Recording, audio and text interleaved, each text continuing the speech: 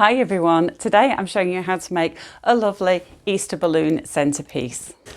I'm using an Easter print 18-inch round balloon which I'm going to fill with air.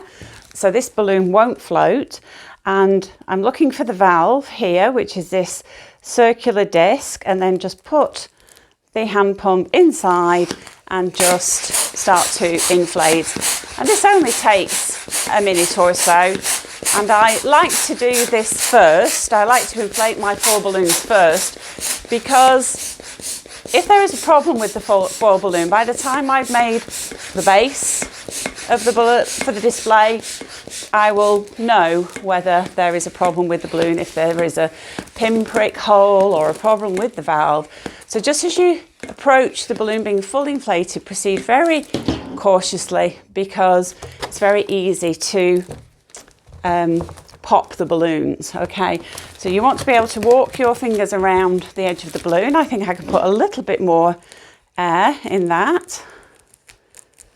So I'm just going to, and remember that the air inside your balloon will expand if the temperature is warm, or it will contract and shrink if the temperature is cool. So if you take this balloon outside and it's cold, it will take on a rather deflated appearance because the air molecules inside the balloon will shrink, okay? But if you take it back into the warm, they will expand and your balloon will perk up again. And what I also like to do with these is I just kind of run my fingers just down this little part of the valve, just to try and encourage the valve to close a little bit. It's just something I like to do. Okay, so we can put this to one side. And now inflate the chick head balloon. For the base, you're going to need 8 5-inch balloons. I'm using 4 in green, and I'm going to inflate these with 5 strokes of the Latex hand pump. 1, 2, 3, 4, 5. Remove straight from the hand pump, put a twist in the neck, hang on to that, inflate the next one. So with 5 strokes of the hand pump, you're inflating these balloons to approximately 5 inches in diameter. 1, 2, 3, 4, 5. Remove from the hand pump, press the balloons down slightly to round them off, pass the necks over one another, wrap around twice and tie, okay? And make another pair like this. Take your 2 pairs, place one on top of the other, and at the center you take 1 balloon from each pair and just wrap them around one another, and that locks them together at the center to form a cluster of 4 or a quad. For the next colour, we're inflating with 4 strokes of the Latex hand pump, so we're inflating to approximately 4.5 inches. 1, 2, 3, 4. Straight off the hand pump, put a twist in the neck. 1, 2, 3, 4. Put a twist in the neck, that just traps the air. Press down, wrap the necks over one another, wrap around twice, and then tie. Okay? And make another one of these. And again, take your 2 pairs together, wrap one over the other to form a quad or a cluster of 4. So take one of the necks from your green cluster and just pull it up into the center of the upper cluster, okay? And then you can just let that go. And it's important that the balloons in your upper tier sit between 2 balloons in the lower tier. I've got a small water weight here, and I'm just going to pull that through, nestle it in the center here, pull it through both layers, and then use that neck just to wrap around those balloons in the top layer, okay? And if you want to know how to make water weights, I'll leave the link to my tutorial in the description below. I'm using a 260 twisting balloon to create the attachment for this balloon, and I'm just folding that 260 in half, and then I put my fingers through here, fold them over and make a loop here. Okay, so I'll show you again. Fold in half, put your fingers through, bring upwards, and you've got this loop here. You can do this if you don't have a 260 twisting balloon. You can use a 160, you can use curling ribbon, you can use a rubber band that you've cut in half if it's big enough. And then I'm just going to slip this over the top of the valve and pull this taut. Okay, and you can tie the ends together just for extra security. Okay, so this is a really quick way to create the attachment point for your base, and then you can just take these tails, pull them into the base, and then wrap them around a few times. Okay, and then just let go and they'll just disappear into the base. And make sure you do that on both sides with both ends of the 260. Okay, so you've got that sitting nicely on your base. Next, we need to create an attachment point, a way of attaching the chick's head to the foil balloon. And I am using this gaffer tape. And when I use gaffer tape, if I can, I like to get a tape that I know is reliable, but also if I can broadly match the colour of the tape to the display, then that's going to help a little bit. Okay, so I'm just cutting a strip of maybe 3 inches. Okay, and then I'm going to cut that strip in half.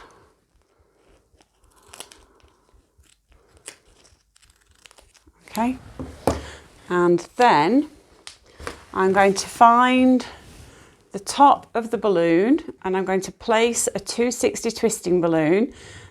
This is what I prefer to use, but again, you can, if you're in a pinch, you can use something else. You can use curling ribbon. I don't recommend it for professionals, but if you're at home doing your own party, then that's going to be fine. Okay, and then just put the tape over the top of the 260, tape it down, and I'm making an X. Okay, so that's going to create an attachment point for us. Okay, now sometimes you get the ends of the balloon lifting, sorry, the ends of the tape lifting here. So what you can do is take another piece of tape. So some people tape a figure H, some people do an X. It just depends on your preference. But the principle is entirely the same. Okay, so we're just cutting that piece of gaffer tape in half, and then I'm just going to tape across the ends of the X. So that's just going to help prevent those ends lifting. Okay, so that's what you've got. I've inflated a cluster of 4 to 3.5 inches. So that's 2 strokes of the Qualitex hand pump, and then just place the cluster on top of your 18-inch balloon and wrap the ends of the 260 around a few times. Okay. I've attached a 260 to the valve on the chick's head at the neck in exactly the same way as I did for this 18-inch balloon. Okay, and then just take the ends of the 260 and pull them into the quads at the neck. Okay, and just wrap the 260s around a few times. Next, I'm inflating a 260 in yellow all the way. So just leave a 1 finger tip and just let a little bit of air out just to soften. Put a twist in the neck and then take hold of the other end and tie together. Okay, so we're just going to make some little wings for our chick, but we don't want them to be too big. Okay, so fold the balloon in half approximately and put a twist. So all I'm doing there is just pinching here and then twisting the top, and that splits that balloon very approximately in half. Then take these 2 sections together, wrap around and pull one through the other to give you the wings. So take the wings and you're connecting this section to this section here. So underneath the chick's head and down in between these two 5-inch balloons.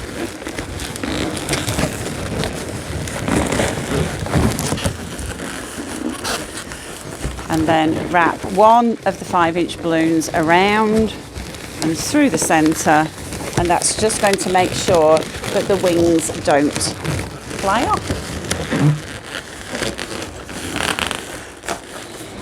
So let's just arrange everything. I'm using 1-inch wide double-sided satin ribbon to make some bows for the display. So wrap the ribbon around your 2 fingers and then bring the end forward and just tuck it in between your fingers and just below where you've wrapped it around. Bring it through the back and then over the top, and then just tuck it underneath that little section of ribbon there. Pull it through, pull it downwards, and that will just tighten up the ribbon. So if you just pull on both tails, that will tighten everything up. And then just carefully remove the bow from your fingers, and you can just tease out the bows and snip off the ends so they're approximately the same length, and then fold the tails in half and then cut a little triangle off the end, and that will just dovetail the ends. I've got a lovely long piece of ribbon and I'm just going to slip that underneath the head and over the wings, and then I've attached a 160 to the back of one of my bows, and I'm just going to pull the ends loosely into the neck. So I'm pulling that bow forward slightly so that I don't cinch it too closely into the neck, because I don't want it to completely disappear. Just wrapping that round, and that should just sit just nicely there. I've got another bow with a bit of double-sided tape, and I'm just going to stick that here.